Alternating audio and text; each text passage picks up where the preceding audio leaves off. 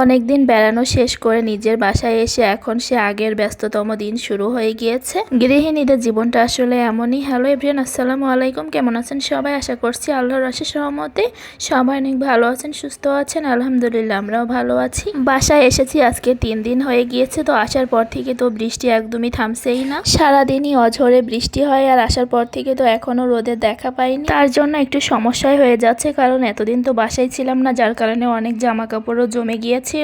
তো সেইগুলো সব ধুতে হবে। তো এই বর্ষার মধ্যেই ধুয়ে দিচ্ছি অল্প অল্প করে। তো একদমই রোদ ওঠে না, তার জন্য কাপড় চোপড় গুলো শুকাতে 2-3 দিন লেগে যাচ্ছে। তো সকালে নাস্তাটা করে একটু বেলকনিতে দাঁড়িয়েছিলাম। তো এখন আমি যাব রান্না করতে। তো আমার সাথে তো আমার মাও এসেছে। তো আমরা দুইজন মিলে ভাগাভাগি করে কাজগুলো করে ফেলছি, তার জন্য কিন্তু আমারও খুব বেশি একটা কষ্ট হচ্ছে না। দেখা যাচ্ছে রান্না বান্নার সাইডটা মাই দেখছে, আর সাথে সাথে আমিও হেল্প করি। তো গ্রাম থেকে আসার সময় অনেকগুলো মাংস নিয়ে এসেছিলাম, আর এগুলো যেহেতু কুরবানির মাংস ছিল, যার কারণে বেশ কয়েকটা দিন হয়ে গিয়েছে। তাই মা বলছিল বেশি করে বের করে রান্না করে রাখতে, তাহলে টেস্টটা ভালো থাকবে। তো ফ্রিজে রেখে দিলে কিন্তু অল্প অল্প করে বের করে খাওয়া যাবে।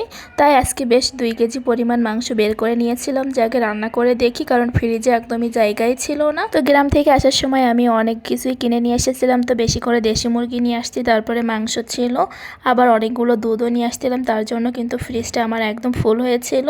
তারপরেও আমার একদমই খেয়াল ছিল না, আমি এই মাংসটা বের করে ভাবছি রান্না করে রেখে দিব। কিন্তু পরে মাংসটা রান্না করার পরে দেখি ফ্রিজে কোনোভাবেই রাখা যাচ্ছিল না, কারণ যেই জায়গাটা ছিল মাংসটা বের করছি সেইটাও যেন ফুল হয়েছিল, কারণ ফ্রিজের সব জিনিসগুলো একদম ঠাসাঠাসি করে রাখা ছিল। তারপর আর কি করে, এই মাংসগুলো আমাদেরকে খেয়ে ফেলতে হয়েছিল। টানা 2-3 দিন ধরে আমাদের শুধু মাংসই খেতে হয়েছিল। এর পাশাপাশি আবার সবজিও রান্না করা হতো, কারণ গ্রাম থেকে কিন্তু প্রচুর সবজিও নিয়ে এসেছিলাম। তো সেইগুলো আর দেখানো হয়নি। তো আগের ভিডিওটি যারা দেখেছেন তারা তো জানেনই। তো এদিকে কিন্তু মাংসের মশলাটা আমি খুব ভালো মতো কষিয়ে নিচ্ছিলাম। তো আজকের মাংসটা রান্নার জন্য আমি সব মরিচ বেটে দিইনি, কিছু মরিচ তেলের ভিতরে একটু মাঝখান থেকে ভেঙেও দিয়েছিলাম। তা এইভাবে দিলে কিন্তু মাংসের টেস্টটা অনেক ভালো আসে। তো এখন মশলাটা খুব ভালো মতো কষিয়ে আমি মাংসগুলো দিয়ে দিলাম। তো মাংসগুলো আগে থেকে ভালো করে কেটে ধুয়ে তারপর একটা ছাঁকনির ভিতরে করে রেখে পানিটা ঝরিয়ে নেওয়া হয়েছে। তো এখন আমি মাংসগুলো খুব ভালো মতো কষিয়ে নিব। তো একটু আগে আমি আবার বাইরেও গিয়েছিলাম, কারণ আজকে পুঁইশাক নিয়ে আসতে গিয়েছিলাম, কারণ গ্রাম থেকে কচুরমুখী নিয়ে আসছি। তো কচুরমুখী দিয়ে তারপর পুঁইশাক রান্না করব চিংড়ি মাছ দিয়ে। তো পুঁইশাকটা নিয়ে এসে মা আর আমি মিলে দুইজনে পরিষ্কার করে নিয়েছি। তারপর এখন আমি মাংসটা রান্না করতে বসিয়ে দিলাম।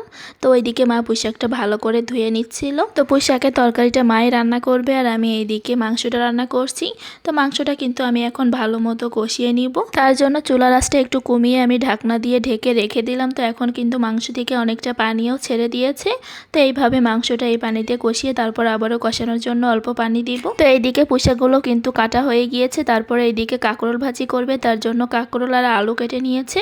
তো কাঁকরোলটা এখন মা লবণ দিয়ে একটু ভালো করে মাখিয়ে কয়েক মিনিট রেখে দিবে। তো এইভাবে আপুকেও দেখেছি করতে। তো এইভাবে করলে কিন্তু কাঁকরোল ভাজিটা খেতে ভালো লাগে, আর ভাজি করতেও খুব বেশি একটা সময় লাগে না, খুব তাড়াতাড়ি সিদ্ধ হয়ে যায়। দেখা হবে পরবর্তী ভিডিওতে। সবাই ভালো থাকেন, সুস্থ থাকেন। আল্লাহ হাফেজ।